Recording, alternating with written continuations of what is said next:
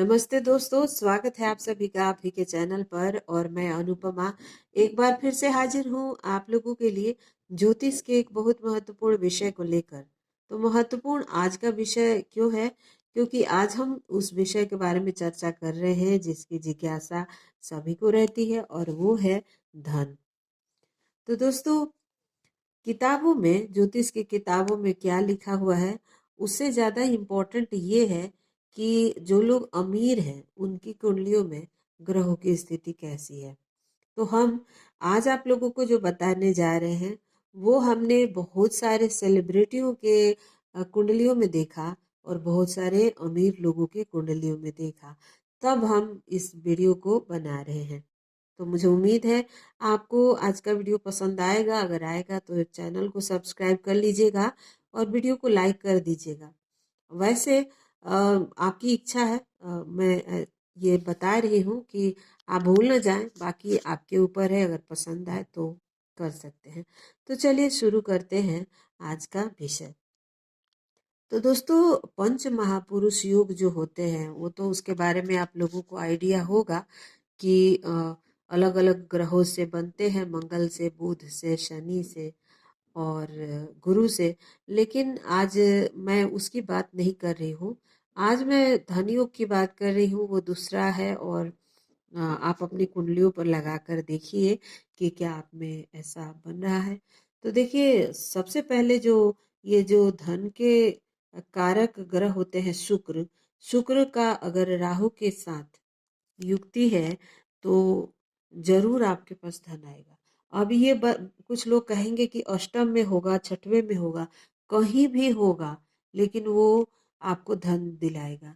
बेशक शुक्र केतु के साथ बढ़ जाएगा तो धन से संबंधित समस्या होगी आपको, लेकिन जब राहु के साथ शुक्र बैठेगा तो ये धन देगा।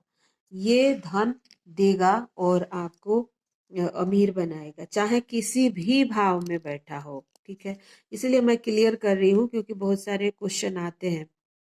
उसके अलावा दोस्तों, राहु जो है दसम भाव में जब बैठता है तो इंसान को काम करने के लिए बहुत मोटिवेट करता है। और ये कर्म भाव है, कर्म भाव है, प्लस ये जो भाव है वो अ, शनि का भाव है।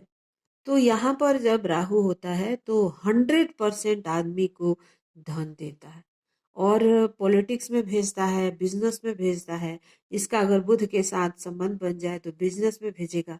तो हमने देखा कि चाहे वो अपने देश के बहुत बड़े पॉलिटिशियन हो या सेलिब्रिटी हो, दसम में उनके राहु है तो वो अमीर है, क्योंकि वो कर्मठ है। और प्लस इनका जो ये सुख भाव से संबंध हो जाता है। और 10वां भाव जो है वो, ये जो कालपुरुष की कुंडली है चंद्रमा की है, और यहाँ राहु की दृष्टि होती है, राहु का इससे संबंध हो जाता है।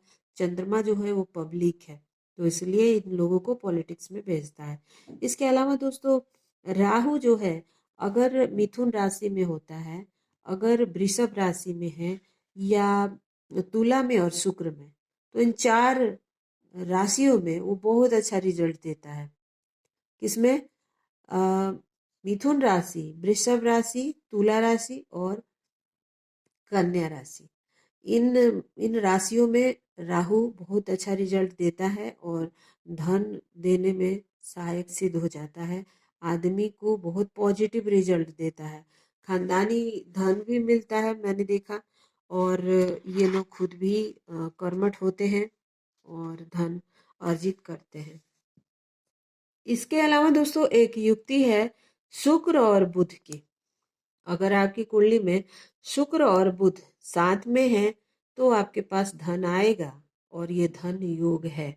क्यों है? क्योंकि शुक्र जो है वो लग्जरी, ब्यूटी के कारक है और भौतिक सुखों के कारक है, और बुध जो है वो अपने आप में धन है।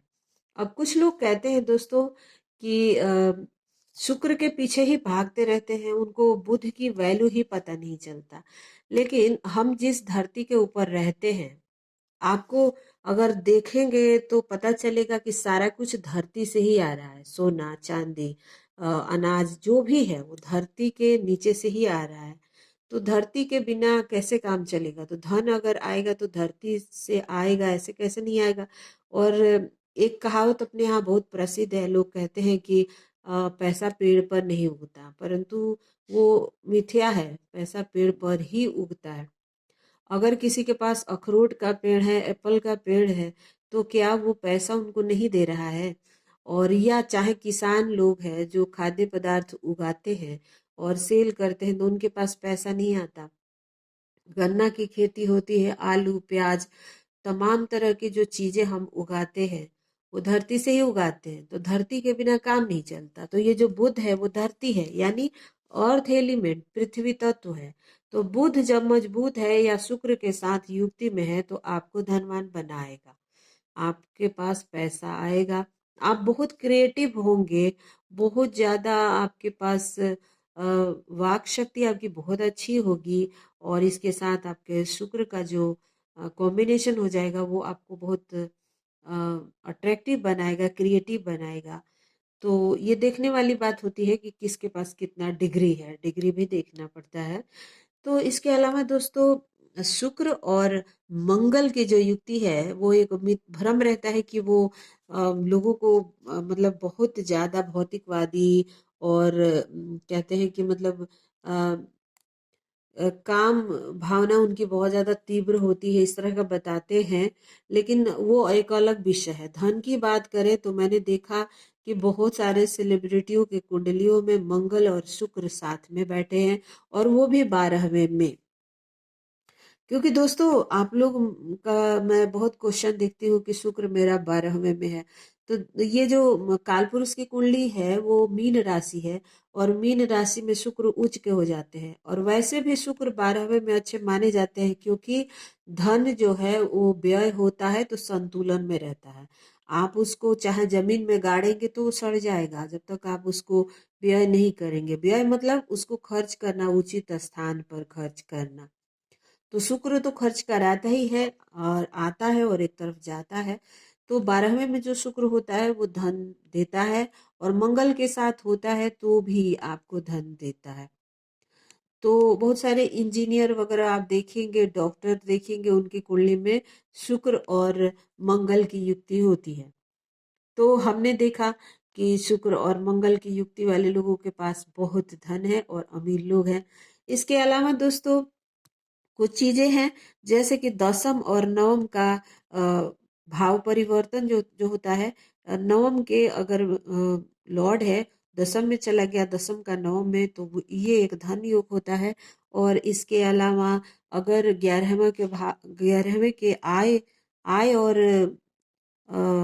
धन का जो ये भाव है, इनके ग्रह अगर अदला बदली करते हैं तो ये एक बहुत बड़ा धन योग होता है। यानी 11वें का लॉर्ड जो होता है सेकंड हाउस में, सेकंड का 11th हाउस में, तो ये एक धन योग होता है। अगर ये ऐसा है आपकी कुंडली में, दोनों आपस में युक्ति में भी है, तो भी एक धन योग का निर्माण होता है। इसके अलावा 10वें और सेकंड हाउस का भी ये होता है, तो ये बहुत बड़ा एक धन योग बन जाता है।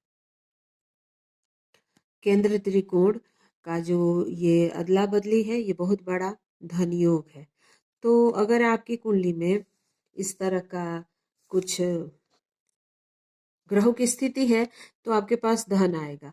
इसके अलावा दोस्तों, ये हमारे 11th हाउस का जो लॉर्ड होता है, जहां भी जाकर बैठता है, जिसके साथ युक्ति करता है, वहां से धन आता है। अगर आप गृहिणी हैं और पैसा नहीं कमाते तो आप देखेंगे कि आपका 11th लॉर्ड जो है वो सप्तम के साथ युक्ति में है, या सप्तम के साथ बैठा हुआ है।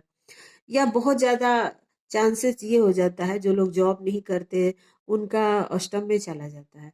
तो इस तरह की स्थिति बन जाती है। तो ये हमारा डिजायर हाउस है, हमारा ये प्रॉफिट हाउस है, इनकम हाउस है, और ये धन। तो ये धन, ये आपके संचित धन या पूर्वजों का धन हो सकता है, सेकंड हाउस। तो इन दोनों का अगर अदला बदली है तो बहुत बड़ा एक धन योग बन जाता है।